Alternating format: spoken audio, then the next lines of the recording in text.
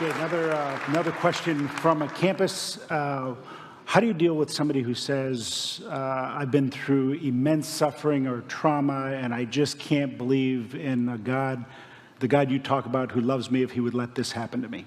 Because I meet that a lot. Yeah. But I think that's the number one question, Joe. And whoever has asked this question, somebody has said virtue in distress and vice in triumph has made atheists of mankind. Virtue in distress and vice in triumph has made atheists of mankind. It's a daunting question. You know, sometimes, Joe, I think about when I go onto a campus or whatever, sometimes people almost think like you're an answering machine. You don't think of these things. We do think, as you as a pastor well know, because you minister to people in their most broken condition, and oftentimes you just walk away from there with tears in your own eyes. Now, I want you to know I'm not just talking out of a vacuum of philosophical understanding. I'm talking out of a life that has lived through a lot of pain, I was in my 20s when I lost my mother, and if it were not for my mother, I wouldn't have made it. I would not have made it. She's the only one who had the hope that somehow I could be rescued in life. And to lose her that early was hard. I lost my dad 5 years after that. And in the 1980s, I injured my back very badly. And I've had 2 major heart surgeries. As I stand before you, I have 2 titanium rods in my back that goes from L3 to S1, and I'm bolted down with 8 screws and 4 clamps. And for years and years and years, I would wake up and I would never know how the morning was going to be. I remember the days I'd sit in my car with the steering wheel in front of me. I'd park, put my head on the steering, and just cry in agony. The pain was just so bad. Any one of you who's had serious back issues, you know how psychologically and emotionally debilitating it can be. So I'm talking to you not out of the theoretical side. But let me move now to the theoretical side and then get to the applicational side. C.S. Lewis used to say this: no question has been fully comprehended until it has been fully posed and its assumptions understood. No question has been comprehended until its assumptions have been understood after it has been fully posed. So, if a person, for example, says, I don't believe in God because there is too much evil in this world. I've had that said to me in a university setting in Nottingham. I've used that illustration so many times. A guy stood up and said, too much of evil in this world, there's no God. And I said, you don't believe that? He said, I do. We carried on this way for a back and forth. Some of you have probably seen it in my books or in my Q&A CDs or whatever it is. And I said to him, when you say there's such a thing as evil, aren't you assuming there's such a thing as good? He said, yes. I said, when you assume there's such a thing as good, aren't you assuming there's such a thing as a moral law by which to differentiate between good and evil? You must have a point of reference by which to differentiate between good and evil. He sort of hooed and hawed about that a bit, and I gave him the illustration of Bertrand Russell debating the Jesuit philosopher Frederick Copleston. When Copleston said to him, Mr. Russell, how do you differentiate between good and bad? Russell said, the same way I differentiate between blue and green. Copleston said, wait a minute, you differentiate between blue and green by seeing, don't you? He said, yes. How do you differentiate between good and bad? And here's this brilliant mathematician philosopher. Do you know what his answer was? On the basis of my feeling. What else? Well, Copleston was kind. Had I been there, I'd been very tempted to say, Mr. Russell, in some cultures they love their neighbors, in other cultures they eat them. Do you have a personal feeling about which is better of these two? See, when you say there's evil, there's good. When you say there's good, there's a moral law, and he granted that. I said, but if you assume there's a moral law, you must posit a moral lawgiver, but that's whom you're trying to disprove and not prove. If there's no moral lawgiver, there's no moral law. If there's no moral law, there's no good. If there's no good, there's no evil. What is your question?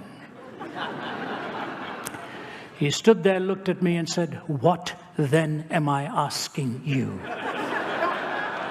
I knew what he was asking me. But I was just trying to remind him, logically, this is a chaotic question as much for the questioner as it is for the one being questioned. There is no absolute morality without God. So if the question is meaningful, God has to remain within the paradigm. If there is no God, it's a meaningless, emotive question. It is not logically consistent. So logically, you have to evaluate the question, and God has to remain in the paradigm. Number two, if that is the case, then we have to realize that what has ultimately brought evil and suffering in this world is our departure from God. Sin is a violation of purpose. We have departed from Him, and the solidarity of our humanity has that ripple effect where it comes upon all of us: pain, suffering, anguish. And when we come back to Him, we come back to Him by faith and by His grace in order to sustain us and give us that day-to-day strength. So if you are suffering as a person, as a questioner, I just say to you, first remember what Chesterton said: when belief in God becomes difficult, the tendency is to turn away from Him, but in heaven's name, to what? When belief in God becomes difficult, the tendency is to turn away from Him. In heaven's name, to what? What paradigm are we going to turn to answer this question? Are we going to say it doesn't matter or it's not real?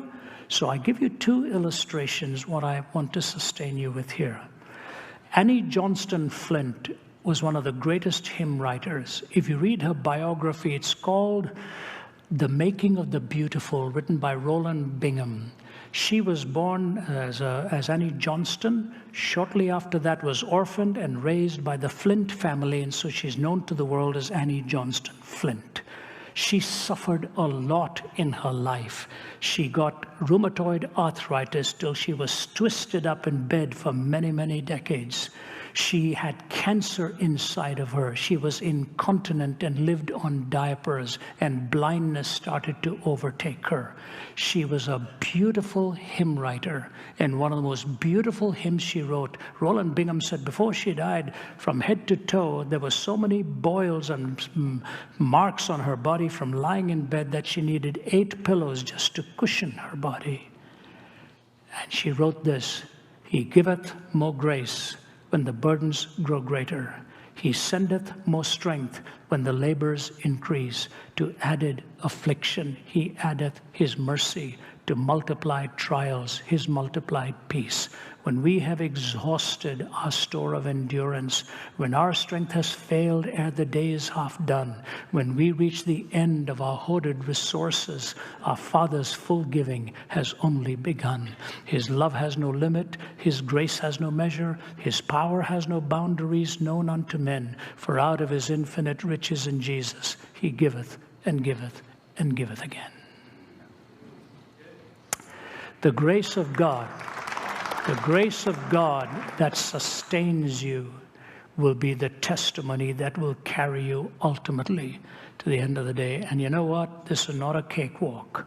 I would never have dreamed that I would have to live with the kind of ailment that I'm living with right now. But I want to say, when I injured it, I little realized how it was going to change my life.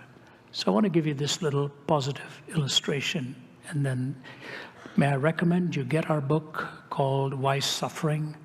I've co-authored it with my colleague from Oxford, Vince Vitale. He is a brilliant writer. Vince has some insights into this that are so good, and he's just a powerful, his PhD is in philosophy from Oxford University. He's on our faculty at the Oxford Center for Christian Apologetics. So the Zacharias and Vitale, Why Suffering? We go through several angles into this. About 3 summers ago, I live in Atlanta, Georgia, and one of my friends from Singapore, his name is Du Eng Seng. He was the CEO of Gillette for Asia Pacific. He's a very fine man.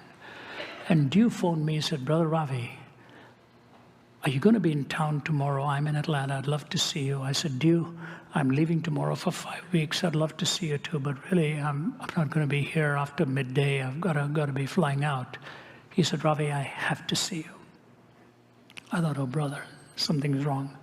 I said, all right, I'll meet you for a quick breakfast. It'll be 30 minutes. and then I have to go back home, pick up my bags, and leave. He said, that's fine. So we met at a little pancake house type place. We ordered the pancakes, and they sat there in front of us. We never even touched them. He said, you know, Ravi, I wake up every morning and I've had a habit. Before I wash up and get on my knees for my formal time of prayer, I lie in bed for about 30 minutes and I just say this, Lord, speak to me if there's anything you want me to do to prepare for this day. And he said, I lie there. He said, yesterday being in Atlanta, you were so much on my mind. And he said, and you came to my mind. And I said, Lord, is there any word you want me to give my brother Ravi? He said, and God spoke to me, and that's why I wanted to see you. Boy, that scared me. Never had anything happen like this. He looked at me and he said, God told me in my thinking there to tell you that the anointing on your life in the years to come will be greater than the years that have gone by. I just looked at him. I said, you sure the Lord told you this? He said, yes, my brother. He said, but then he told me something, and that's why I wanted to see you. He said, tell Ravi, he will still have a lot of struggles and challenges physically, but I'm going to take care of him 3, 4, 5. He said, Lord, I don't know what you mean. He said, you tell Ravi, he'll know what I mean. I'm here to tell you the Lord said you'll have many challenges, but he's going to take care of you 3, 4, 5. Does that mean anything to you? I said, for the last 28 years, I have lived with a broken back, and it came about by the herniation of L3-4 and L4-5. And I'm straddled from L3 to S1, those bolts in me. So when you say 3, 4, 5, all I can think of is L3-4 and L4-5.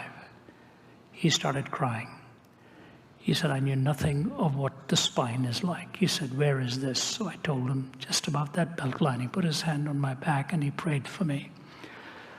I've been prayed for many times. I've got all the oils in the world that can be tested, you know. So if you're sending me any, please send it to somebody else who might need it. I've got all the oils that I need. You know. I'm joking about that. I've appreciated those who've tried to help me. He prayed. I went back home and I was hurriedly trying. You know, I couldn't even bend down. I can't lift a suitcase. I can't lift a bag. So I traveled with my colleague. And I told Margie, I said, honey, something happened this morning, but I don't want you to tell anybody. Don't tell anybody. Here's what happened. She said, oh, wow. So we left. My colleague, Kryn, who was here till today, took ill and he's flown back to Atlanta. He came, picked me up, went to the airport, went around, and next airport, we're checking, going through security, and after security, I'd get on my knees and tie my shoelace because I could not cross my legs. If I did this, just pull, and I'd be limping for days. Without even thinking, I sat on a chair, crossed my leg, and started to tie my shoelace, and he looked at me and said, what are you doing? From that day till now, I have never had any pain in my back.